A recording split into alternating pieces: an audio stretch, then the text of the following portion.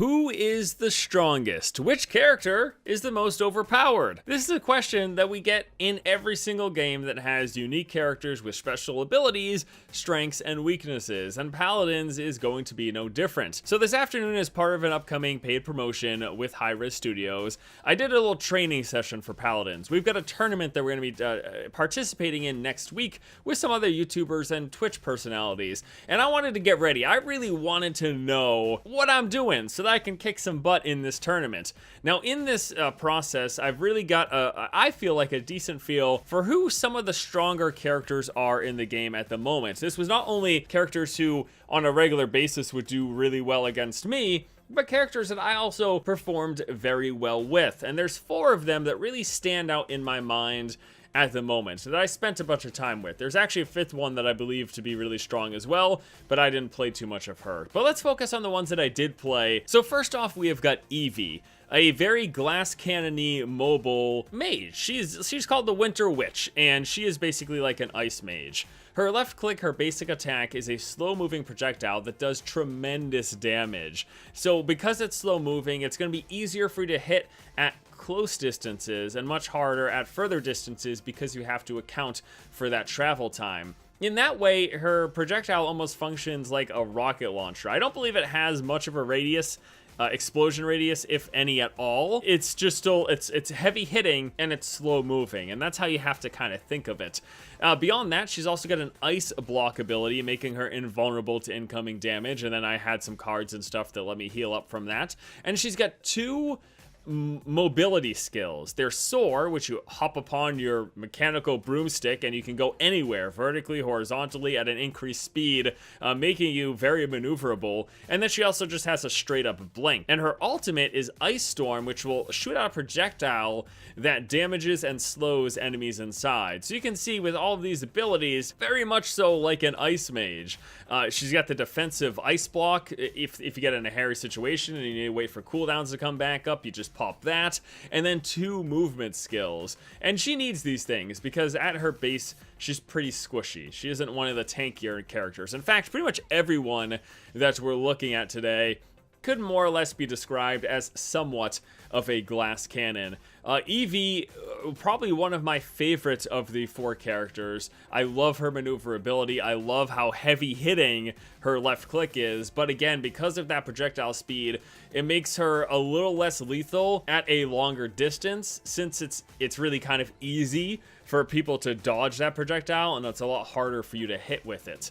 The next character that I want to take a look at, he ranks up there in the badassery scale, and that is Androxus, the Godslayer. So again, kind of glass cannon-y. He's a little bit tankier than Evie is, but the thing that I like about him is his damage feels much more consistent. Because you're firing bullets, there's not much of a travel speed. You shoot, it's gonna hit whatever you're pointed at, basically. And he's got 2 firing methods. First is left click, which does a little bit more damage, but has got a slower attack speed. And then there is his right click, which will fan 3 rounds very quickly, and then you can do it again because there's 6 rounds in the chamber that you have total, or whatever, I don't know what it's called. People like got the chamber, the clip, the magazine, I don't know, guns. Anyways, you got 6 rounds total before you have to reload, and you can fan 3 of those at a time. So that makes him versatile. He seems to be pretty strong at a medium to long range with the left click, but then also able to hold his own with that fanning as a right click. Now he's got an interesting maneuverability skill where he can go vertically or in any direction with his nether step, and you can cast that multiple times within a short duration. I think it starts off as 2, and then you can either get cards, or I don't know if when it levels up you can eventually go to 3, but at its base it is 2 dashes that you can do. And then you also kind of float in the air while you're doing this, so you've got a little bit of a slow fall applied after you do those dashes. And then he's got this interesting mechanic of reversal where for a couple of seconds he will put his hands up and absorb incoming damage and then reflect it back out. So basically if you're getting a bunch of the enemy team focusing you, if you don't have your dash ability, your nether step, you can just suck those bullets up and then shoot that back out at an enemy after a couple of seconds of absorbing. Now his ultimate is a cursed aim. It's good, but it's also really put me in some really junky situations. I think it's something you have to be very careful about when you use it. What basically will happen is it'll freeze him in air. So you'll do something like double jump or whatever, double dash with another step into the air to get a good bird's eye view, activate your ultimate accursed aim, and it's gonna freeze you up there. You're just going to be sitting up there while you shoot it. And it essentially turns his gun into a grenade launcher, which will deal a lot of damage in a radius. So you could just fire down upon a group of enemies or at an escaping enemy to just get a lot of burst damage down. But because you're frozen up in the air, you're a target up there. It's easy for people to look up and start shooting at you. So you really got to be careful about your positioning and when you use it. It's definitely, I would say, probably an ultimate that takes a little bit more skill to use because of that vulnerability that you put yourself in. But overall, he feels really strong if you want to kind of play a mid-range character that still has some close-range strength. Next up, we have got Ying, and aside from Eevee, she was probably my second favorite champion in terms of just her kit, but also her strength. I really like the way that she feels. She feels very, very strong to me. A lot of that comes down just to her left click. This illusionary mirror that she shoots out a significant amount of damage that sort of operates in ticks. I don't know the exact number, but basically it fires out in a direct beam, but they deal damage in ticks. So the longer you're on target within this like 1 to 1.5 second pulse as it shoots out, the more damage that you're going to do. In fact, there was even, I think it was a card that I got that if you hit all of the hits from it, all of the ticks, then you get an extra bonus 200 damage, which was really awesome. So that is that. I really like her left click. It just feels really strong, especially if you can maintain your aim. But you can also summon illusions, and this is really cool because this plays into another one of her abilities, which is Dimensional Link. So the illusions you'll put down in set locations, you start off being able to place 2 at a time, and they'll just stand there and shoot at enemies that come within their range. Now, you can put these anywhere, and when you have them down, you then have your movement ability, Dimensional Shift, which will swap locations with the furthest illusion. So you can really set up these really cool situations where you put up one of the illusions behind an objective that you're about to move into and attack some enemies, all right? You shoot at them, you use your very strong illusionary mirror, and then when things get hairy, you just dimensional shift to your illusion that's in a safe position.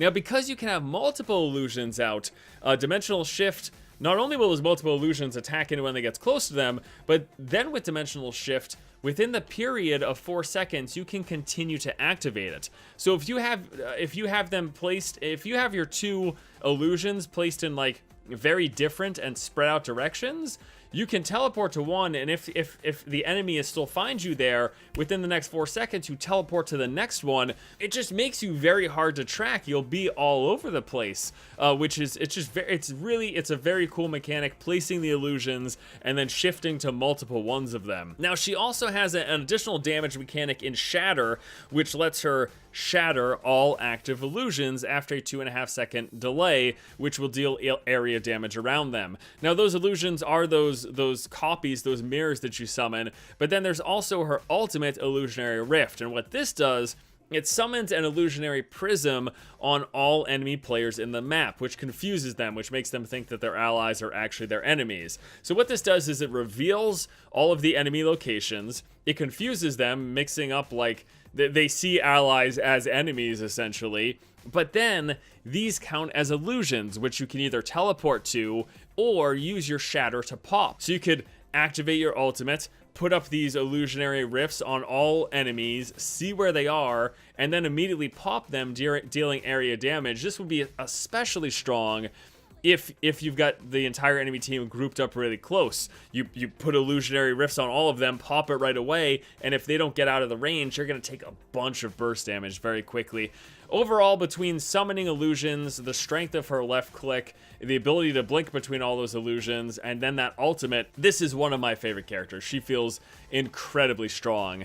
And then lastly, the final character, the final champion that I want to talk about is probably, in my opinion, the strongest right now. Unless she's hard, there's cards that can counter her strength, but she almost seems broken right now, and that's Sky. So Sky has a couple of, she doesn't have any movement abilities, but she's got the ability to go invisible and put down a smoke screen, making it hard for enemies to see you. Her real strength, though, is her poison bolt, which is her right click. So she has got a left click attack, which will shoot out bolts, which deal, I think around, it's between 100 and 200 damage. Then she's got her poison bolts, which is her right click. And these apply damage over time, and then with certain cards, you can increase the amount of stacks of that damage over time. I think up to 9 stacks over the base, which is 5, I believe. And then you can also increase the duration which that damage over time stays on the target. With those types of cards, it is literally, I right-click a couple of times on an enemy, apply 5, 6, 7, 8, 9 stacks of poison, and then I just ignore them, because they're going to have so much damage ticking away, especially those lighter targets, the snipers, the glass cannon targets. Couple of stacks of that poison, and they're pretty screwed. Like, there's not much that they're going to be able to do. Plus, there's the fact that you can go invisible. You've got the smoke screen you can toss down, making it hard for enemies to see you. And her ultimate is pretty cool. It's a toxic time bomb. You put it down, and then it's got a really large diameter, in which anyone after a few seconds it explodes, dealing 1200 damage, which is a lot, but it's really its diameter that's so strong. And especially when the fights are going on and things are hectic, you can like invisible in the middle of a group, drop the bomb, and then like smoke screen and run out safely. And if they're not paying attention and they sit in that bomb, I mean, that's enough to take out over half of the health of some of the lighter health targets. And then plus you apply the bleeding, the damage over time stacks. It's insane. Now, again, she can be pretty hard countered by these cards that reduce damage over time effects. People have to have that in their kit and be planning to use it. In fact, it has been my experience that anytime I played anyone remotely squishy, if they had a Sky on their team, I would just keep dying, because I didn't have that card at the time. I mean, her damage over time can be rather insane. She wasn't the most fun champion to play, but she definitely felt like one of the stronger ones at the moment. I've heard tale that she might be getting nerfed a little bit. Her damage over time might be considered a little too strong. But yeah, it felt pretty strong. Now, again, this is all just from my personal play experience. I've only played maybe 6 to 10 hours of this game so far, but she's good. She seems pretty damn good. And again, those are the 4 that I think are right now some of the stronger champions in my experience here in Paladins. Of course, the game is still in development. It's not near ready quite yet, and there's going to be a lot of changes. We expect changes coming up, but right now, if I were to pick a tier of sort of stronger heroes, these 4 would be at the top of the list. And the one that I didn't play much of, but I also feel and have been told is very strong, is Cassie, and she's kind of the elvish archer character. She seems pretty good as well, but I haven't had too much play experience with her. Alright guys, well that is going to do it for this video. Thanks so much for hanging out with me as I talk about the overpowered characters in Paladins, or the ones that I feel are pretty damn good. Again, this is all part of a paid promotion of Paladins, courtesy of Hi-Res Studios, so shout out to them. And as always with this kind of stuff, thanks to you guys for making this sort of stuff possible. Now, we're going to be doing a tournament next week, as I mentioned, with some other YouTubers and Twitch people, and I'm going to try to make sure we kick some butt. I'm going to get in some more practice, continue to play with these strong champions, and see if we can pull out a victory. That's the plan anyways. Thanks guys so much for watching. Hope you guys enjoy the content, and as always, until next time, I'll see you later.